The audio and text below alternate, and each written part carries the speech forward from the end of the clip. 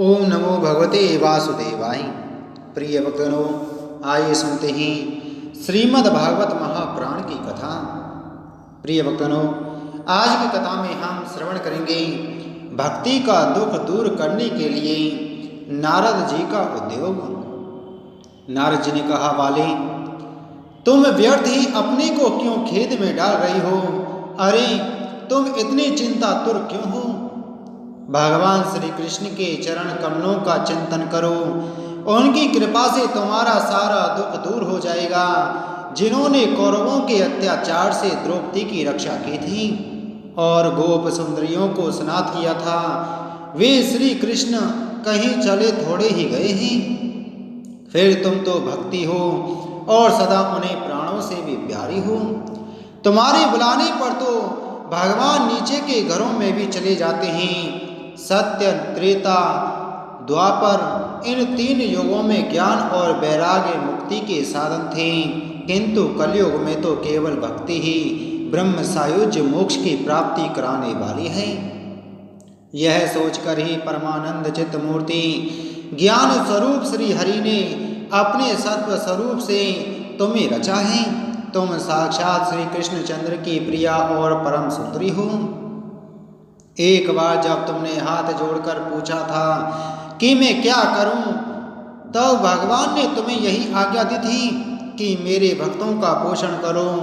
तुमने भगवान की वह आज्ञा स्वीकार कर ली। इससे तुम पर श्री हरि बहुत प्रसन्न हुए और तुम्हारी सेवा करने के लिए मुक्ति को तुम्हें दासी के रूप में दे दिया और इन ज्ञान वैराग्य को पुत्रों के रूप में।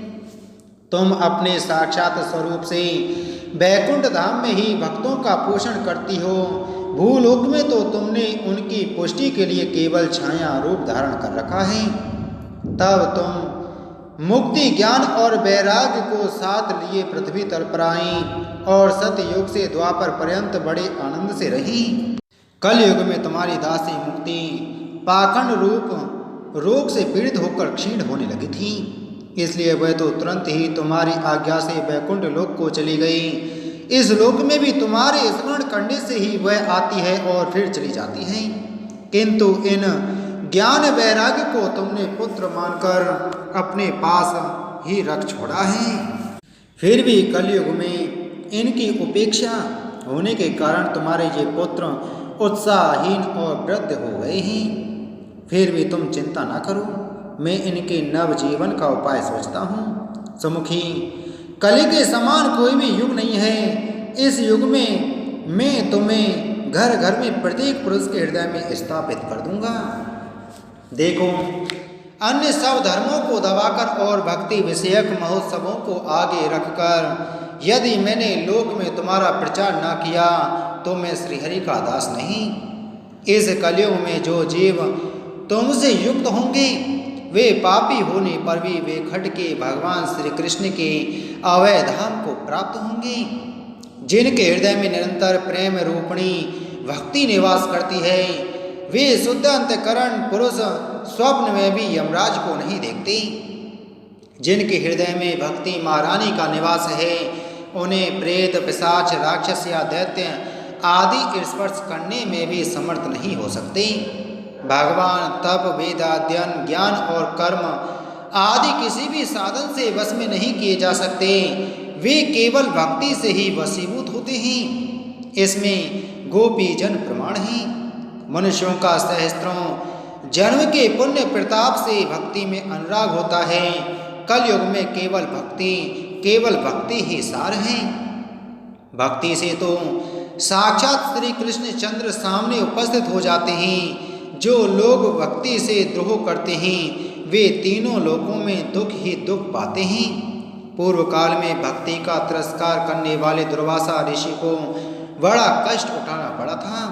बस व्रत, तीर्थ, योग, यज्ञ और ज्ञान चर्चा आदि बहुत से साधनों की कोई आवश्यकता नहीं है।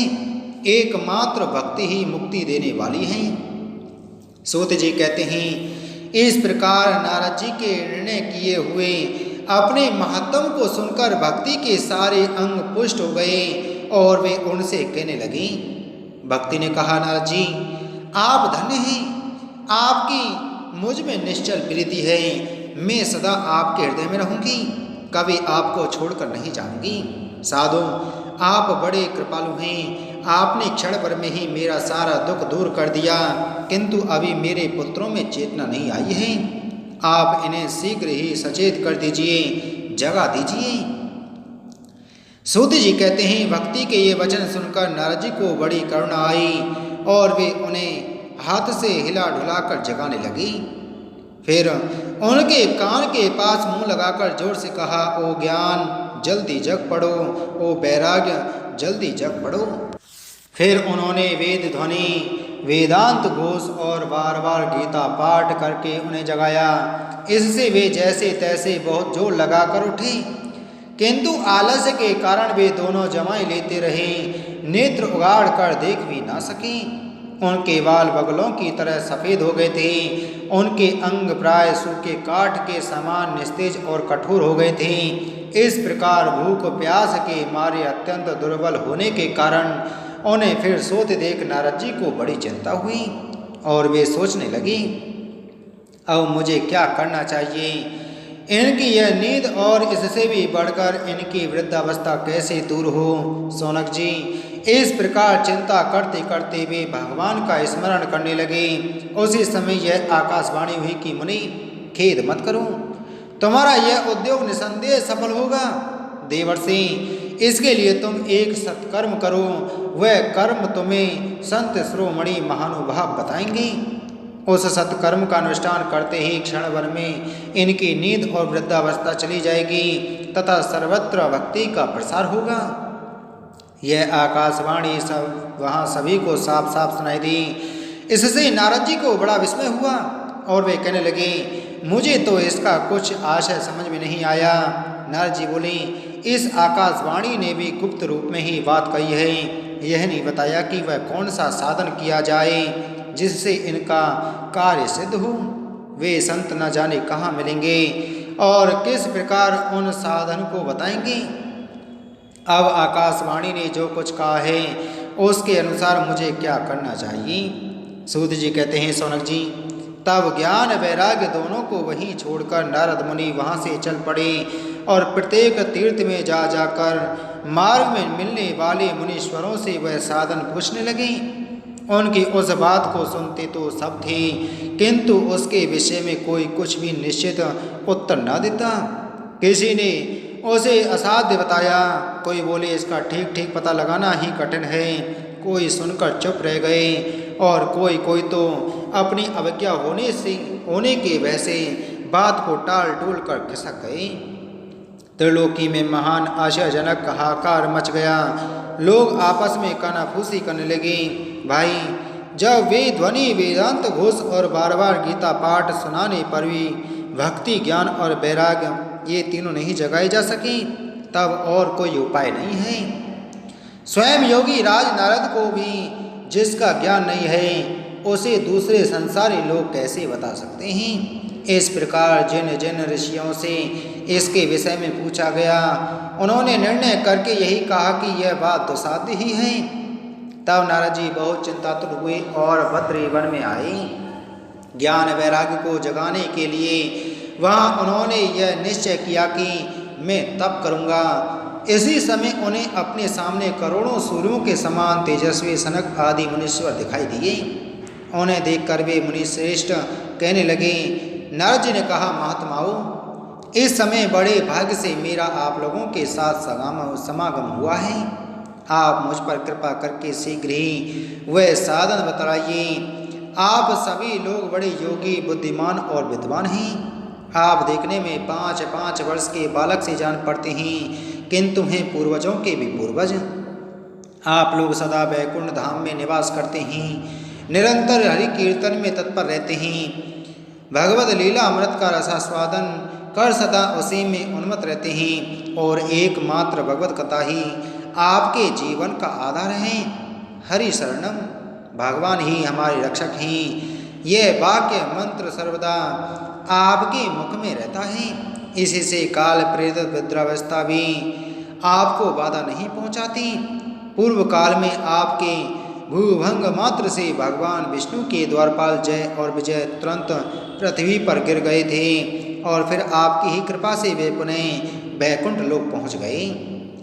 धन्य है, इस समय आपका दर्शन बड़े सौभाग्य से ही हुआ है। मैं बहुत दीन हूँ और आप लोग स्वभाव से ही कृपालु हैं, इसलिए मुझ पर आपको अवश्य कृपा करनी चाहिए। बतलाइए, आकाशवाणी ने जिसके विषय में कहा है वह कौन सा साधन है और मुझे किस प्रकार उसका अनुष्ठान करना चाहिए? आप इसका विस्तार से वर्णन कीजिए। भक्ति, ज्ञान और वैराग्य को किस प्रकार सुख मिल सकता है और किस तरह इनकी प्रेम पूर्वक शब्द वर्णों में प्रतिष्ठा की जा सकती है? सनक आदि ने कहा, देवर्षि आप चिंता ना करें, मन में प्रसन्न हों। उनके उद्धार का एक सरल उपाय पहले से ही विद्यमान है। नारद जी आप धन्य हैं, आप विरक्तों के शिरोमणि हैं, श्री कृष्णदासों के शाश्वत पद प्रदर्शक एवं भक्ति योग के भास्कर हैं। आप भक्ति के लिए जो उद्योग कर रहे हैं यह आपके लिए कोई आश्चर्य की बात नहीं समझनी चाहिए। भगवान के भक्त के लिए तो भक्ति की सम्यक स्थापना करना सदा उचित ही है। ऋषियों ने संसार में अनेकों मार्ग प्रकट किए हैं, किंतु वे सभी कष्ट साध्य हैं और परिणाम में प्राय स्वर्ग की ही प्राप्ति कराने वाले हैं। अभी तक भगवान की प्राप्ति कराने वाला मार्ग तो गुप्त ही रहा है। उसका उपदेश करने वाला पुनः पुरुष प्राय भाग्य से ही मिलता है। आपको आकाशवाणी ने जिस सत्कर्म का संकेत किया है उसे हम बतलाते हैं, आप सर्वत्र और समाहित चित्त होकर सुनिए। नारद जी, द्रव्य यज्ञ, तपो यज्ञ, योग यज्ञ और स्वाध्याय रूप ज्ञान यज्ञ, ये सब तो स्वर्ग आदि की प्राप्ति कराने वाले कर्म की ओर संकेत करते हैं। पंडितों ने ज्ञान यज्ञ को ही सत्कर्म मुक्तिदायक कर्म का सूचक माना है। वह श्रीमद् भागवत का पारायण है, जिसका गान सुख आदि महानुभावों ने किया है। उसके शब्द सुनने से ही भक्ति, ज्ञान और वैराग्य को बड़ा बल मिलेगा। इससे ज्ञान वैराग्य का कष्ट मिट जाएगा और भक्ति को आनंद मिलेगा। सिंह की गर्जना सुनकर जैसे भेड़िए भाग जाते हैं, उसी प्रकार श्रीमद् भागवत की ध्वनि से कलयुग के सारे दोष नष्ट हो जाएंगे। तब प्रेम रस प्रवाहित करने वाली भक्ति, ज्ञान और वैराग्य को साथ लेकर प्रत्येक घर और व्यक्ति के हृदय में क्रीड़ा करेगी। नारद जी ने कहा, मैंने वेद वेदांत की ध्वनि और गीता पाठ करके उन्हें बहुत जगाया, किंतु फिर भी भक्ति, ज्ञान और वैराग्य ये तीनों नहीं जगे। ऐसी स्थिति में श्रीमद् भागवत सुनाने से वे कैसे जगेंगे? क्योंकि उस कथा के प्रत्येक श्लोक और प्रत्येक पद में भी वेदों का ही तो सारांश है।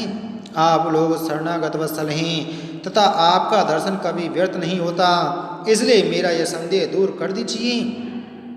इस कार्य में विलंब ना कीजिए।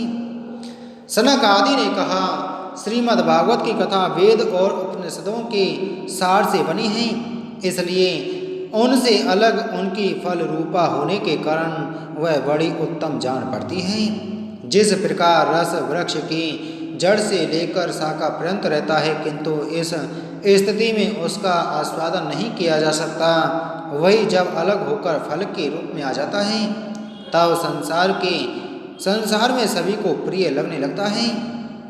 दूध में घी रहता ही है, किंतु उस समय उसका अलग स्वाद नहीं मिलता, वही जब उससे अलग हो जाता है तब देवताओं के लिए भी स्वादवर्धक हो जाता है।